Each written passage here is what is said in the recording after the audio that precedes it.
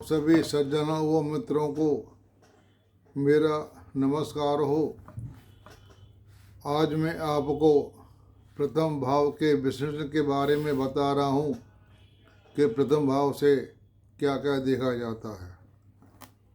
पहले आपको मैं ये बता देता हूँ कि प्रथम भाव में चरित्र, सामान्य समृद्धि, प्रारंभिक जीवन और बचपन और स्वास्थ्य, इन सब के बारे में पहले भाव से देखा जाता है। लगन और लगनेश अगर हमारे कुंडली में बलवान है तो कुंडली का जो भी फल होता है, अच्छा कह लो या बुरा, बुरे को तो हम नाम लेना ही ठीक नहीं होता। जो हमारे अच्छे फलादेश होते हैं वो लगन लगनेश कितने मजबूती पर है, उसी आधार पर वह कुंडली हमारा फल देती है। लगन लगनेश और इसके बाद हम चंद्र कुंडली को भी देख लेते हैं कि लगन से हमारा शारीरिक बारे में बताता है और चंद्र हमारे मन के बारे में बताता है। तो दोनों कुंडलियों को, चंद्र लगन और जन्म लगन को देख लें, वह उसमें कितनी पावर है या कितने वो अपने अच्छे भाव में अच्छे ग्रहों से दृष्ट है और इसकी स्थिति अच्छी है, उसी प्रकार वह फल हमको ज़्यादा देगा।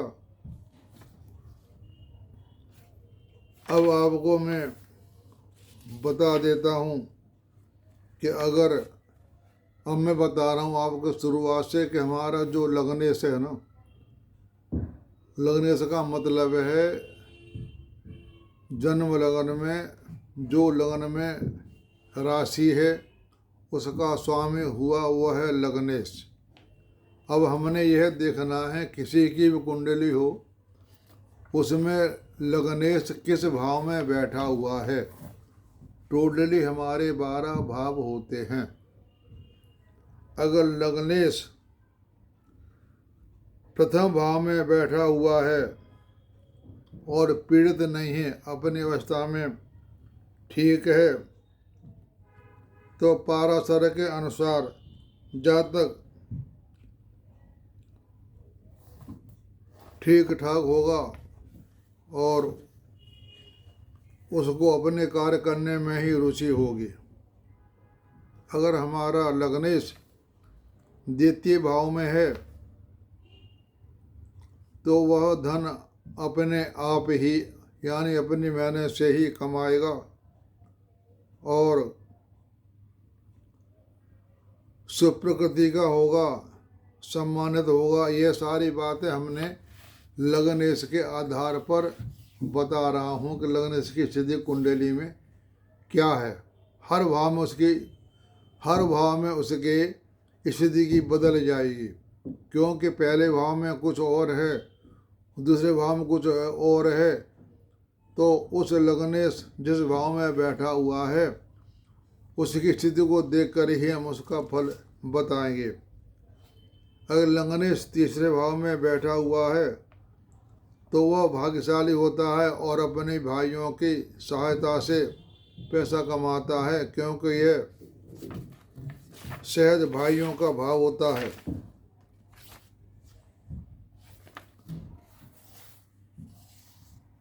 और अगर लगनेश हमारे चौथे भाव में बैठा हुआ है तो यह भी एक शुभ सूचक बात है, क्योंकि लगन केंद्र तथा त्रिकोण दोनों हैं।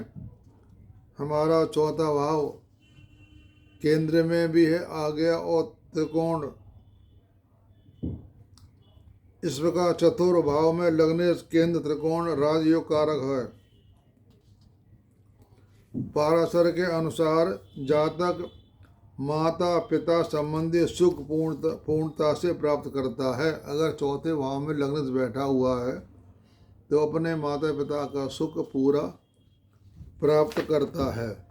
अगर पंचम भाव में लगनेश बैठा हुआ है तो यह भी बहुत शुभ माना जाता है, क्योंकि यह केंद्र त्रिकोण संबंध हुआ। 1, 5, 9 यह त्रिकोण संबंध हुआ।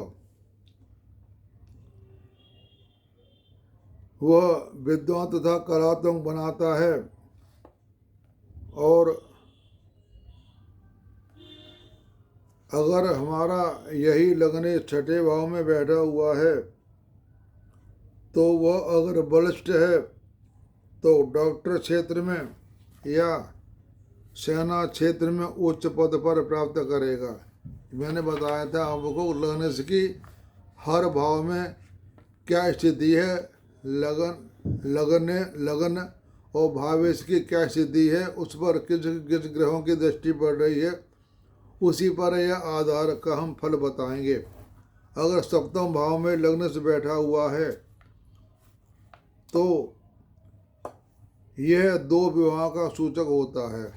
अगर लग्नेश सप्तम भाव में बैठा हुआ है तो यह बताता है कि इसकी दो शादी होंगी। और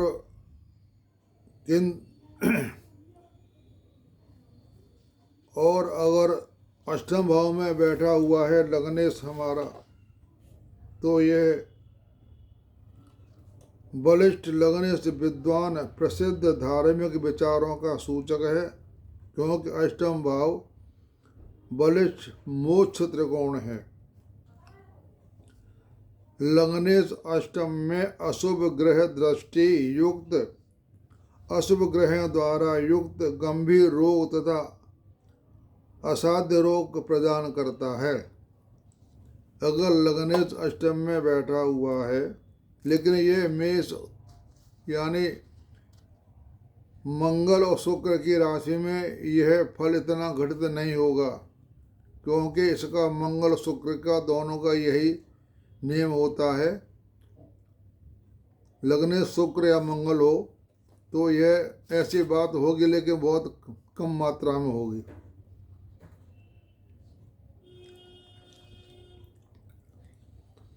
पाराशर के अनुसार जातक को तांत्रिक विद्याओं का ज्ञान भी होगा।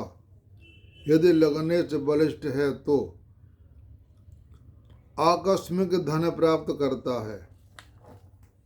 अगर लग्नेश हमारा नवम भाव में है तो यह त्रिकोण का शुभ संबंध है। सबसे अच्छा त्रिकोण में नवम भाव माना जाता है, क्योंकि यह भाग्य भी होता है, पिता का भी घर होता है, गुरु का भी घर होता है, यानी ये हमारा मेन हो गया। पाराशर के अनुसार जातक भाग्यशाली, लोगों का प्रिय, भगवान विष्णु के प्रति आस्तिक, कार्यदक्ष तथा प्रखर वक्ता, भार्या संतान तथा धनयुक्त होता है। यह पिता के लिए भी शुभ है। जातक का पिता समृद्ध, सत्यवादी तथा दानी होता है। यदि स्वामी नीच युक्त अथवा पीड़ित हो तो अशुभ परिणामों का सूचक है।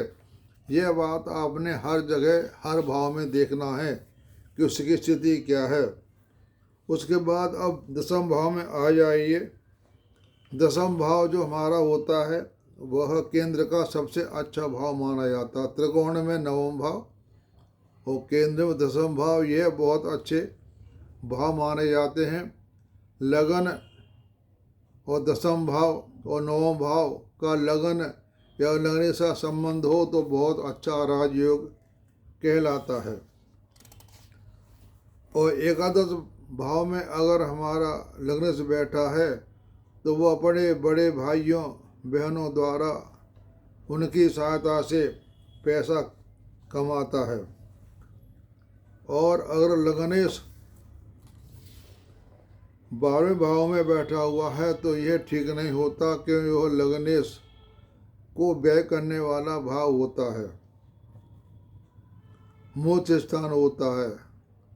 तो मोक्ष स्थान दो तरह से होते हैं। एक तो साधु महात्माओं के 4, 8, 12 इनका ये नियम लागू होता है महात्माओं पर, और आम साधारण आदमी पर होता मोक्ष का, यानी उसको नुकसान 12 भाव में, अष्टम भाव में मृत्यु और छठे भाव में बीमारी।